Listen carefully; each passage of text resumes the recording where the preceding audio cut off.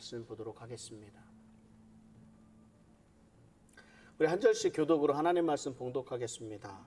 제6시가 되매 온 땅에 어둠이 임하여 제9시까지 계속하더니 제9시에 예수께서 크게 소리 지르시되 엘리 엘리 라마 사박다니 하시니 이를 번역하면 나의 하나님 어찌하여 나를 버리셨나이까 하는 뜻이라.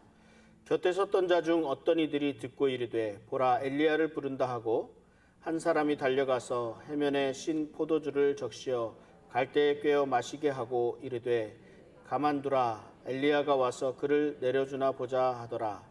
예수께서 큰 소리를 지르시고 숨지시니라. 이에 성소 휘장이 위로부터 아래까지 찢어져 둘이 되니라. 예수를 향하여 섰던 백부장이 그렇게 숨지심을 보고 이르되 이 사람은 진실로 하나님의 아들이었도다 하더라. 멀리서 바라보는 여자들도 있었는데 그 중에 막달라 마리아와 또 작은 야고보와 요새의 어머니 마리아와 또 살로메가 있었으니 함께 읽습니다. 이들은 예수께서 갈릴리에 계실 때에 따르며 섬기던 자들이요 또 이외에 예수와 함께 예루살렘에 올라온 여자들도 많이 있더라. 아멘. 태어날 때 의사가 우리 태아의 뇌를 집게로 잘못 건드려서 신체의 움직임을 조절하는 이 소뇌가 제 기능을 다하지 못해서 일생 동안 뇌성마비 장애인으로 살게 된 분이 있습니다. 아시는 분들도 계시겠지만 송명희 시인입니다. 뇌성마비 장애인으로 사는 것도 힘겨운데 너무 가난해서 분유 한 병 제대로 먹을 수가 없었고 7살 때까지 누워서 지내야만 했습니다. 게다가 그녀의 아버지는 결핵을 앓기까지 했고 그녀는 모든 것이 절망스러운 나머지 자기가 태어난 것을 저주하며 사춘기 때는 자살을 기도하기도 했습니다. 그러나 어려서부터 믿었던 하나님 때문에 그냥 죽을 수가 없었습니다. 이 송명희 시인이 17살 때에 죽을 때 죽더라도 하나님을 만나고 죽어야 되겠다 이런 생각을 가지고 하루에 몇 시간씩 하나님께 기도했습니다. 자신을 왜 뇌성마비 장애인으로 세상에 태어나게 했는지 하나님을 절규하면서 찾았습니다. 그때 하나님을 만났고 어둠 속에서 빛을 보았습니다. 그리고 거듭난 삶을 살기 시작했으며 살아야 할 이유가 생겼습니다. 학교라는 문턱에 가보지 못한 그녀에게 하나님은 시를 불러주셨습니다. 온몸을 비틀어가며 그 시를 받아 적었습니다. 이때 쓴 시가 바로 나라는 그런 시입니다. 우리 시를 같이 한번 읽어보도록 하겠습니다. 나 가진 재물 없으나 나 남이 가진 지식 없으나 나 남에게 있는 건강 있지 않으나 나 남이 갖고 있지 않은 것 가졌으니 나 남이 보지 못한 것을 보았고 나 남이 듣지 못한 음성 들었으며 나 남이 받지 못한 사랑 받았고 나 남이 모르는 것 깨달았네. 공평하신 하나님이 나 남이 가진 건 나 없지만 나 남이 없는 것을 갖게 하셨네. 아멘. 이 시에 곡을 붙여서 우리 최덕신이라는 CCM 가수가 노래를 만들어서 복음성을 만들어서 부르기까지 했습니다. 아주 오래전 일인데요. 여러분 인생이 참 공평하다라고 생각을 하고 계십니까? 태어날 때부터 이렇게 뇌성마비 장애인으로 살아야 했던 한 소녀에게 인생은 공평하지 못했습니다. 그러나 공평하신 하나님은 이 어린 소녀에게 참 빛을 보여주셨습니다. 남들이 보지 못하는 것을 보게 하셨고 남들이 듣지 못하는 음성을 듣게 하셨습니다. 전혀 공평할 수 없는 삶이 아주 공평한 삶, 오히려 더 축복받는 삶임을 알게 하셨습니다. 6월절 죽음을 맞이하신 예수님은 공평한 대접을 받지 못하셨습니다. 공평한 절차, 공평한 대우, 공평한 판결. 그럼에도 불구하고 예수님은 자신을 십자가에 못 박기 위해 소리치는 이들 앞에서 침묵하셨습니다. 성경대로 주어진 길을 가시기로 작정하셨기 때문입니다. 예수님께서 이들에게 잡히시던 날 밤에 바로 재판을 받기 시작하셨습니다. 예수님을 재판하기 위해 대제사장들, 서기관들, 그리고 장로들이 함께 모였습니다. 이 모임을 산헤드린 공의회라 이렇게 부릅니다. 이 산헤드린 공의회에서는 일상생활에 영향을 미치는 많은 그런 지방의 문제들을 해결했습니다. 그리고 결정했습니다. 그러나 사형에 해당하는 일에 대해서는 로마의 위임을 받아야 했습니다. 이들은 유월절이 시작하기 이전에 이 모든 일을 마무리하기를 원했습니다. 그래서 모든 재판 과정을 서둘렀습니다. 그런데 문제는 예수님에게 죄가 없다는 것이었습니다. 유대의 지도자들의 목적은 오로지 예수님을 죽이는 것이었습니다. 그러므로 법이 가지고 있는 모든 함정을 다 이용합니다. 거짓 증언들을 내세웠습니다. 증인들은 많았습니다. 그러나 이들의 증언은 거짓이었기 때문에 세부적으로 들어갈수록 일치하지 않았습니다. 거짓 증언을 하면서까지 예수님을 죽이려고 모의하였지만 이 증언들이 증거로 채택되기는 많이 어려웠습니다. 왜 유대 종교 지도자들이 거짓 증언을 하지 말라는 율법을 어겨가면서까지 예수님을 죽이려고 하는 것일까요? 예수님의 인기에 대한 시기, 자신들이 가지고 있었던 통치권을 잃어버릴지 모른다는 두려움들로 예수님을 미워하기 시작했습니다. 그리고 자신의 행동을 정당화하기 시작합니다. 예수님을 죽이기 위한 모임을 가지고 배신자를 고용하고 거짓 증거를 찾는 일에 그런 일련의 과정을 본인 스스로 합리화하기 시작합니다. 오늘날에도 수많은 사람들이 자신의 잘못된 행동, 잘못된 삶을 스스로 합리화하면서 살아가고 있습니다. 내가 분명 잘못된 일이라는 것을 알면서도 어쩔 수 없다며 자신의 행동을 정당화하려고 애를 씁니다. 이것은 자기 스스로의 양심을 누르고 있는 것입니다. 성경의 말씀을 애써서 무시합니다. 잘못된 것임을 알면서도 내가 옳다고 지지하는 그런 근거를 찾게 됩니다. 그리고 한 가지 찾으면 그 말씀 한 구절이 진리인 양 외치면서 자신을 속이는 삶을 계속 살아가게 됩니다. 유대 종교 지도자들은 자신의 이익을 위해서 예수님을 죽이기 위해 갖은 음모와 거짓으로 예수님을 모함했습니다. 그런데 예수님은 이에 대해서 침묵으로 일관하셨습니다. 그 어떤 대응도 하지 않으셨습니다. 이에 마가복음 14장 60절 62절에 이렇게 말씀합니다. 대제사장이 가운데 일어서서 예수에게 물어 이르되 너는 아무 대답도 없느냐? 이 사람들이 너를 치는 증거가 어떠하냐 하되 침묵하고 아무 대답도 아니하시거늘 대제사장이 다시 물어 이르되 내가 찬송받을 이의 아들 그리스도냐? 예수께서 이르시되 내가 그니라.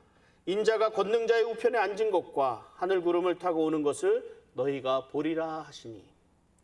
그렇다고 예수님께서 전적으로 묵비권을 사용해서 아무런 말씀도 하지 않으신 것은 아닙니다. 예수님은 침묵하실 때는 침묵하셨고 말을 해야 할 때는 그 말씀하셨습니다. 대제사장이 예수님에게 사람들의 증거에 대해서 물었을 때 예수님은 침묵하셨습니다. 아무런 대답도 하지 않으셨습니다. 자기들끼리조차도 서로 맞지 않는 거짓 증거에 대답할 이유가 없으셨습니다. 그런데 이러한 예수님의 침묵 또한 이미 성경에서 예언하신 그 말씀을 그대로 이루신 것이라는 사실을 우리는 알 수 있습니다. 이사야서 53장 7절 말씀을 보면 그가 곤욕을 당하여 괴로울 때에도 그의 입을 열지 아니하였으며 마치 도수장으로 끌려가는 어린 양과 털 깎는 자 앞에서 잠잠한 양같이 그의 입을 열지 아니하였도다. 예수님은 말씀대로 사람들의 거짓임을 아시면서도 대응하지 않고 침묵하셨습니다. 그러나 대제사장의 한 질문에는 침묵하지 않으셨습니다. 내가 찬송받을 이의 아들 그리스도냐 하는 그런 질문이었습니다. 무조건 말 안 하는 것이 잘하는 것이 아닙니다. 말하기가 정말 어렵습니다. 말을 하지 말아야 할 때는 하지 말아야 하고 해야 할 때는 분명하게 말을 할 수 있어야 합니다. 그래서 말하기가 참 어렵습니다. 예수님은 사람들의 거짓 증언에는 대응하실 이유가 없었지만 분명한 사실, 확실한 사실을 주장하셔야 할 때는 그대로 말씀하셨습니다. 예수님은 대제사장의 질문에 내가 그니라 라고 대답하셨습니다. 비록 이 말씀이 예수님을 곤란하게 하고자 하는 질문이었을지라도 두려워하지 않고 담대하게 확인해 주셨습니다. 비록 예수님의 이 말씀은 거짓 증거들로 인해서 예수님을 고소할 마땅한 증거를 찾지 못하고 있던 이 종교 지도자들에게는 결정적인 역할을 하는 질문이 됩니다. 그렇다고 부정할 수도 없는 질문이었습니다. 예수님은 당신이 그리스도이심을 확인해 주셨고 대제사장은 이 그리스도라는 말을 듣고 믿지 않으며 오히려 신성모독이라고 해서 예수님을 사형에 해당하는 죄로 정죄합니다. 그런데 이 이후의 사람들의 행동은 악한 사람이 왜 악한 행동을 하게 되는지 그 이유를 생각하게 합니다. 14장 65절에 보면 어떤 사람은 그에게 침을 뱉으며 그의 얼굴을 가리고 주먹으로 치며 이르되 선지자 노릇을 하라 하고 하인들은 손바닥으로 치더라. 우리 사람들은 본능적으로 자신의 행동이 옳다는 것을 증명해야 합니다. 지금 사람들이 예수님에게 행하는 행동은 이들이 알고 행하는지는 모르겠지만 어쩌면 메시아에게 적용할 수 있는, 당신이 메시아라고 하는 사람들에게 적용하는 그런 시험과도 같은 행동입니다. 누군가에게 침을 뱉는 행위는 가장 모욕적인 행동이었습니다. 게다가 예수님의 눈을 가리고 돌아가면서 예수님을 때린 후에 누가 때렸는지 알아맞추라고 하는 것, 이런 행동이 바로 전통적으로 메시아라고 주장하는 사람들에 대한 시험이었습니다. 왜냐하면 메시아는 보지 않고도 무슨 일이 일어나는지를 알 수 있을 것이라고 생각했기 때문입니다. 눈 가리고 치고 누가 쳤냐 묻는 거예요. 무슨 이유에서든지 침묵하시는 예수님을 때리는 이것마저도 그러나 성경의 말씀을 이루어가는 것이었습니다. 이사야서 52장 14절에는 전에는 그의 모양이 타인보다 상하였고 그의 모습이 사람들보다 상하였으므로 많은 사람이 그에 대하여 놀랐거니와 라는 말씀이 있습니다. 사람들이 그 얼굴이 상한 것을 보고 놀랐을 정도로 예수님은 맞으시고 상하셨습니다. 그럼에도 성경이 말씀하신 대로 그 삶을 이루어 가시며 침묵하셨습니다.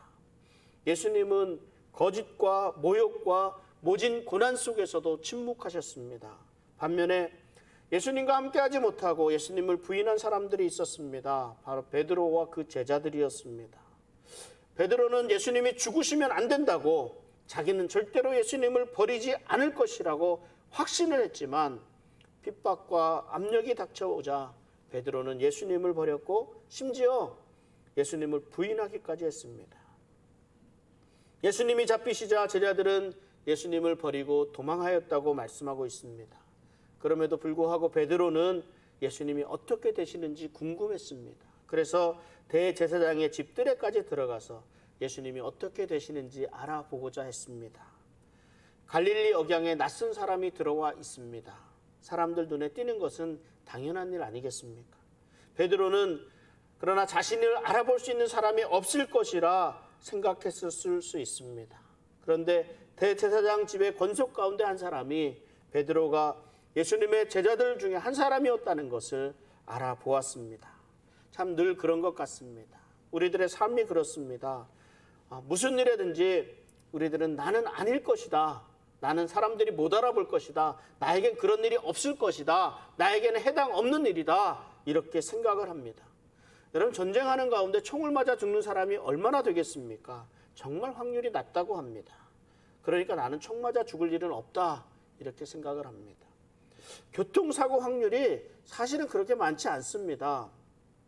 그러나 총 맞아 죽는 사람이 내가 될 수 없고 또 내가 될 수도 있고 내가 오늘 교통사고를 당할 수도 있습니다.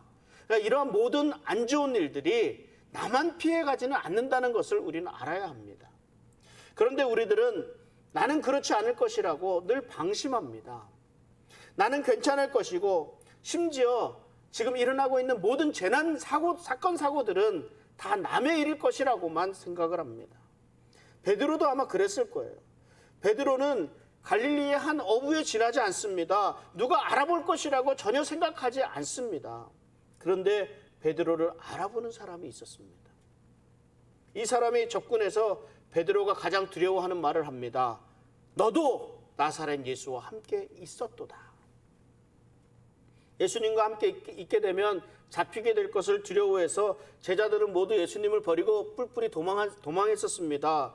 그런데 베드로가 예수와 함께 있었던 자라고 지적을 받게 됩니다. 사단은 호시탐탐 우리들 삶 가운데서 유혹해 들어옵니다. 우리들의 약점을 이용해서 공격해 들어옵니다. 우리는 이런 때마다 철저하게 준비되어 있어야 합니다. 나에게는 사탄이 공격해 들어오지 않을 거야. 이렇게 생각하면 안 된다는 거야. 내가 뭔데?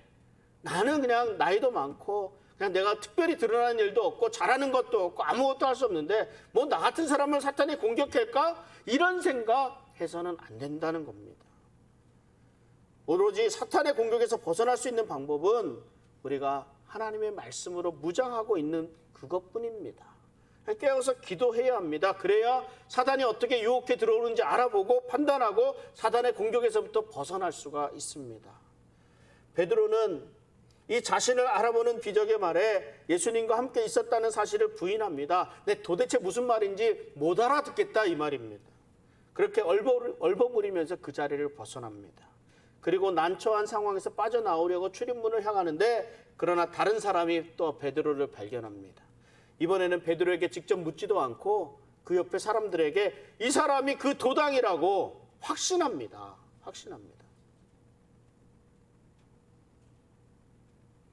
베드로는 또다시 겁을 먹고 예수님의 제자라는 사실을 부인했습니다.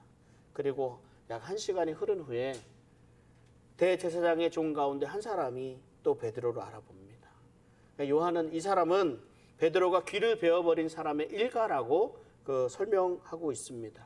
이 사람은 베드로의 갈릴리의 억양을 알아들었고 그 도당이라고 확신합니다. 그러니까 이에 대한 베드로의 반응이 이렇습니다. 14장 71절 말씀인데요. 그러나 베드로가 저주하며 맹세하되 나는 너희가 말하는 이 사람을 알지 못하노라 하니. 베드로는 이들의 말을 부인하면서 저주까지 하고 있습니다. 그리고 이 말을 마친 후에 닭이 2번 울었습니다. 그러자 예수님의 닭이 2번 울기 전에 내가 나를 3번 부인하리라 하는 이 말씀을 생각하며 울었다라고 성경은 기록하고 있습니다. 베드로는 예수님이 말씀하신 대로 닭이 2번 울기 전에 3번이나 예수님을 부인했습니다.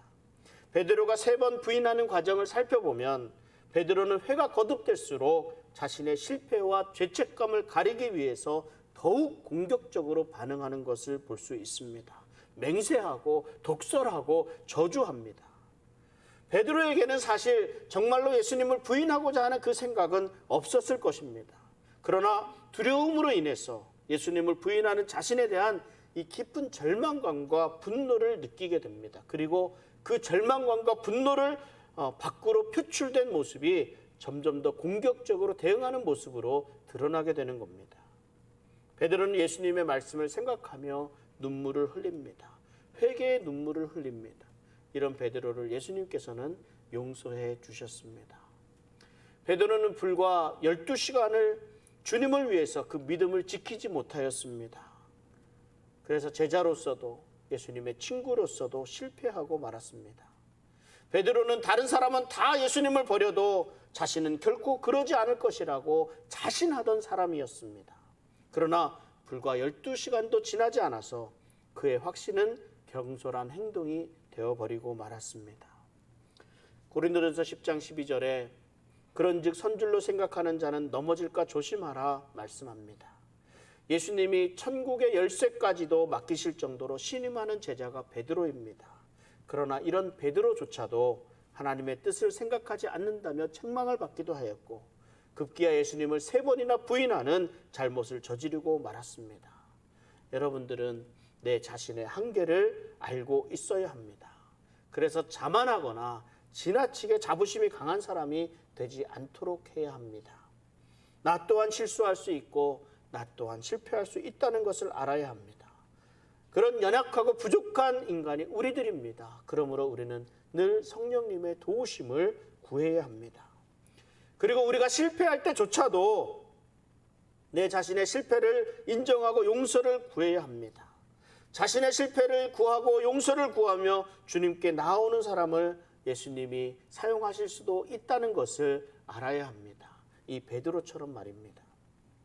예수님이 잡히신 후에 예수님은 성경 말씀 그대로 침묵하셨고 그러나 베드로는 겁과 두려움으로 인해서 예수님을 부인하기까지 하였습니다.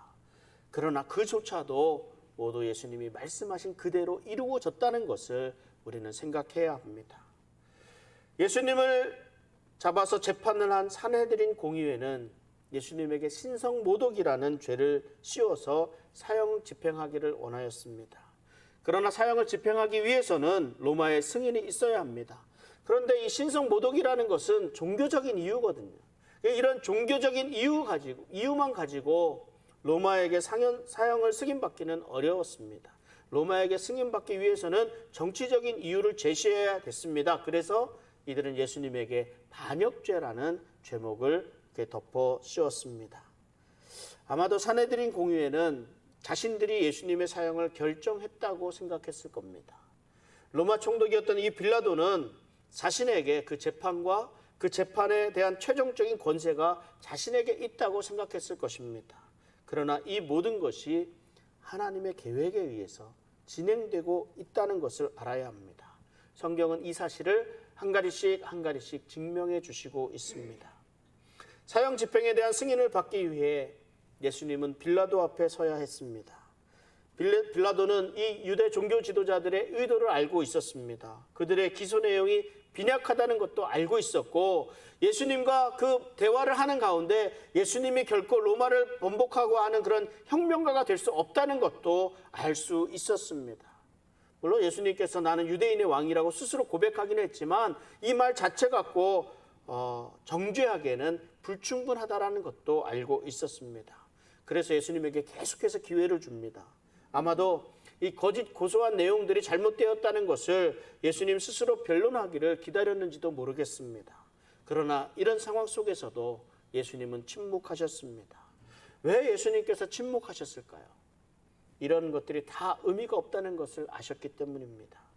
때가 되셨다는 것을 아셨습니다. 그러니까 재판을 연기해서 목숨을 구걸하기 위해 애를 쓸 이유가 없었습니다. 그러니까 결국 빌라도도 예수님에게 대한 십자가형을 집행해야 했습니다. 그럼에도 빌라도는 여전히 예수님에게서 죄를 찾을 수가 없었습니다. 그래서 유월절에 죄인 한 명을 풀어주는 전례대로 예수님을 풀어줄 방법을 생각했습니다. 둘 중에 한 명을 택하도록 기회를 주었습니다. 이 예수님과 함께 선 사람이 바로 바라바였습니다. 바라바야말로 유대 종교 지도자들이 예수님에게 씌운 그 제목 그대로 로마에 대한 반란을 일으킨 죄로 사로잡힌 사람이었습니다. 빌라도는 군중들이 예수님을 석방해 줄 것을 요구하리라 생각했습니다. 그러나 이 군중들 틈에 그 유대 지도자들의 그런 사주를 받은 사람들이 있었습니다. 그들은 예수님을 십자가에 못 박으라고 큰 소리로 외쳤습니다. 군중들은 예수님과 바라바 둘 중에 하나를 선택해야 하는 그런 상황에 있었습니다. 무슨 이유에서인지 안타깝게도 군중들은 바라바를 선택했습니다. 그리고 예수님을 십자가에 못 박으라고 소리쳤습니다. 늘 우리들이 살아가는 동안에 우리들은 이러한 선택의 상황에 놓여 있습니다. 이러한 선택을 할 때마다 우리는 현실적 이익에 우선하는 선택을 하고자 하는 유혹을 받게 됩니다. 그러나 우리들은 내 이익을 위해서 선택하는 것이 아니라 하나님에 대한 충성과 하나님에 대한 순종에 더욱 우선순위를 두어야 합니다. 우리들 삶의 가장 중요한 것이 무엇인지를 알고 그 부분이 최우선이 되도록 해야 합니다. 삶의 우선순위를 하나님 앞에 둘 수 있기를 바랍니다. 빌라도의 양심은 예수님에게서 죄를 찾지 못했습니다. 뿐만 아니라 로마법에서는 무죄한 자를 사형에 처하는 것을 금하고 있습니다. 그리고 빌라도의 아내도 좋은 꿈을 꾸지 않았습니다. 염려했습니다. 무엇 하나 예수님을 정죄할 만한 이유도 증거도 어떠한 구실도 아무것도 없었습니다. 그런데 단 한 가지, 이 빌라도는 총독으로 유대인 무리들에 대한 두려움을 가지고 있었습니다. 그래서 마가복음 15장 15절에 이렇게 말씀합니다.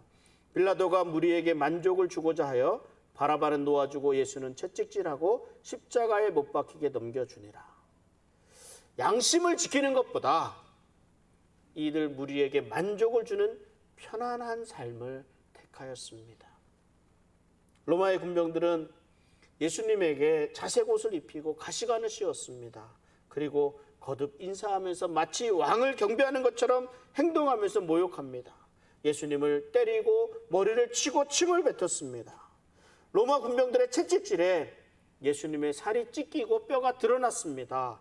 사실 이 로마 병정들이 사용하는 채찍은 그 가죽띠로 되어 있었지만 그 세 갈래로 갈라진 그 가죽띠 끝에 뼈 조각이나 쇠사슬 등을 메어단 가죽 채찍이었습니다. 이것에 맞게 되면 사람을 죽일 수도 있는 그러한 형벌이 채찍질이었습니다. 당시 십자가형을 당할 사람들에게 더 많은 고통과 통증을 준 후에 사형을 집행합니다. 왜냐하면 이 죄수를 기진시켜서 십자가에서 가능한 한 빨리 죽게 하기 위함이었습니다.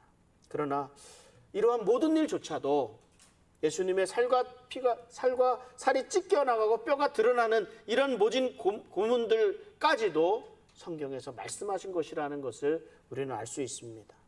이사야서 50장 6절에 이렇게 말씀합니다. 나를 때리는 자들에게 내 등을 맡기며 나의 수염을 뽑는 자들에게 나의 뺨을 맡기며 모욕과 침뱉음을 당하여도 내 얼굴을 가리지 아니하였느니라. 이사야서 53장 4절 6절엔 또 이렇게 말씀합니다. 그는 실로 우리의 질고를 지고 우리의 슬픔을 당하였거늘 우리는 생각하기를 그는 징벌을 받아 하나님께 맞으며 고난을 당한다 하였노라. 그가 찔림은 우리의 허물 때문이요 그가 상함은 우리의 죄악 때문이라. 그가 징계를 받음으로 우리는 평화를 누리고 그가 채찍에 맞음으로 우리는 나음을 받았도다. 우리는 다 양 같아서 그릇 행하여 각기 제 길로 갔거늘 여호와께서는 우리 모두의 죄악을 그에게 담당시키셨도다. 예수님은 십자가에 못 박히시고 죽으셨습니다. 예수님은 우리의 죄를 위하여 십자가에서 죽으심으로 우리의 죄를 사해 주셨습니다.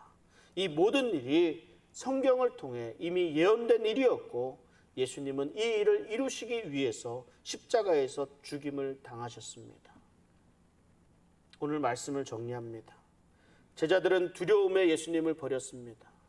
베드로는 3번이나 예수님을 부인했습니다. 가룟 유다는 예수님을 배반하였고 무리들은 구경만 했습니다. 뿐만 아니라 무엇인가에 휩쓸려서 예수님을 십자가에 못 박으라고 소리치기까지 했습니다. 빌라도는 이런 무리들을 비난하면서 예수님을 십자가에 내어주면서 자신에게는 책임이 없다고 손을 씻기도 했습니다. 종교 지도자들은 적극적으로 예수님을 죽일 수 있는 방법을 찾아서 실행했습니다. 로마의 군인들은 예수님을 모욕하고 고문했습니다. 이러한 자리, 이러한 때에 만약에 여러분들이 있었다면 여러분들은 어떤 입장을 취하셨겠습니까? 아마도 대부분은 크게 한숨을 쉬고 돌아서지 않았을까요? 십자가를 지고 가시는 예수님을 외면하지는 않았을까요? 멀리 서서 지켜보기만 하지 않았겠습니까? 우리 모두 예수님을 배반한 무리들에게서 벗어나지 못할 것입니다. 그럼에도 불구하고 공평하신 하나님은 죄 없이 죽음을 당하신 예수님을 다시 살려주셨습니다. 가장 비천한 자리에서 가장 높은 자리로 올려주셨습니다. 가장 극적인 반전 아니겠습니까? 저주의 자리에서 영광의 자리로 옮겨주셨습니다. 예수님이 죽음에서 부활하셨습니다. 마가복음 16장 6절에 7절에서 이 부활의 사건을 기록합니다. 청년이 이르되 놀라지 말라. 너희가 십자가에 못 박히신 나사렛 예수를 찾는구나. 그가 살아나셨고 여기 계시지 아니하리라. 보라 그를 두었던 곳이니라. 가서 그의 제자들과 베드로에게 이르기를 예수께서 너희보다 먼저 갈릴리로 가시나니 전에 너희에게 말씀하신 대로 너희가 거기서 배우리라 하는지라. 이 모든 일들이 예수님이 이전에 말씀하신 대로 다 이루어졌다는 것을 명백히 밝혀주고 있습니다. 그 말씀하신 대로 이루어졌습니다. 하나님의 계획, 하나님의 주권적인 간섭하심을 알고 계신 예수님은 담담하게 그 사명을 위해 침묵하시면서 주님의 길로 나아가셨습니다. 그러나 예수님의 말씀을 제대로 깨닫지 못한 그런 무지한 제자들과 그 무리들은 예수님을 버리고 도망하였고 오히려 예수님을 십자가에 못 박으라고 소리치기도 했습니다. 그러나 예수님은 말씀하신 대로 부활하셨습니다. 그리고 제자들이 보는 앞에서 하늘로 올라가셔서 하나님 우편에 앉아 계십니다. 예수님은 하나님의 말씀하신 대로 그 말씀을 이루며 구원의 사역을 완성하셨습니다. 오늘 우리들의 삶 또한 하나님의 말씀대로 이루어질 것임을 믿습니다. 다만 우리의 게으름, 우리의 악함으로 우리의 눈이 가려지고 귀가 닫히면 하나님의 말씀을 제대로 깨달을 수가 없습니다. 하나님 나라를 향해서 나아가야 하는 우리들이 세상으로 눈을 돌릴 수밖에 없게 되는 것입니다. 그러므로 우리는 깨어 있어야 합니다. 기도해야 합니다. 말씀으로 무장해야 합니다. 그래야 하나님의 말씀을 제대로 깨달을 수가 있습니다. 하나님의 뜻이 무엇인지를 알 수 있습니다. 그 말씀대로 이루시는 하나님은 주님 다시 오실 그날까지 우리에게 예수님의 가르침을 그대로 따르며 전파하도록 명령하셨습니다. 주님 오시는 그날까지 이 땅의 복음화를 위해 최선을 다하는 우리 성도의 삶 되시기를 바랍니다. 부족하고 연약한 우리들이지만 그렇기 때문에 성령의 도우심의 그 능력으로 더욱더 복음을 들고 나아가는 우리 성도의 삶 가운데 우리 주님의 능력이 함께 하시기를 간절히 기도합니다. 우리 함께 기도하겠습니다.